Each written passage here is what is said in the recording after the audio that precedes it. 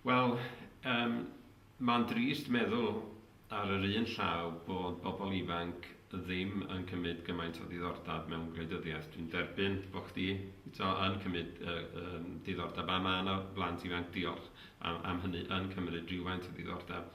Ond mae'r ystadegau yn dangos dydy pethau ddim mor dda a hynny gyn belled am a troi allan i bleidleisio yn y cwestiwn.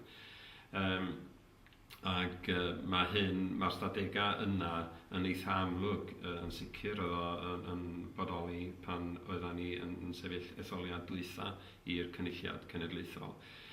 Mae angen efallai mwy o weithgarwch fel wyt ti'n rhan ohono fo ac eraill drwy Gymru efo'r Funky Dragon ag ati. Po fwyaf hynny sydd yn digwydd, yna wrth gwrs mae bobl ifanc yn sylweddoli be di gwleidyddiaeth. O ga i wneud un pwynt, achos mae o'n allweddol bod ni'n deall hyn. Dwi wedi dweud o'r blaen mewn cyfarfodydd pan oedd bobl ifanc yn ymweld â'r cynulliad.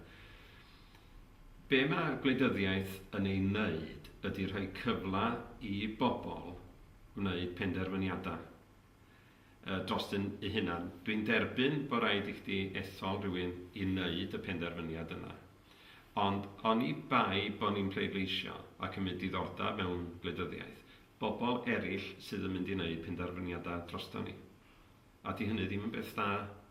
Achos be da ni isio ydy i bobl ddod at ei gilydd, pleidleisio, gweld pwy sy'n gweithredu drostyn nhw, ac wedyn ceisio gwella pethau fel yna. Felly, i'r raddau, dydy politics ddim yn boring fel yna. Mae gwleidyddiaeth yn bwysig i bob un ohono ni, achos mae yna rhywun yn rhywle yn gwneud penderfyniadau. Ac os ydy'r rhan fwyaf o'r bobl, a heini bobl ifanc, allan y fan yna, i'm eisiau dim i wneud â penderfyniadau, wel mae bywydau nhw yn cael ei effeithio, a mae ansawdd i bywyd nhw yn dioddau oherwydd hynny.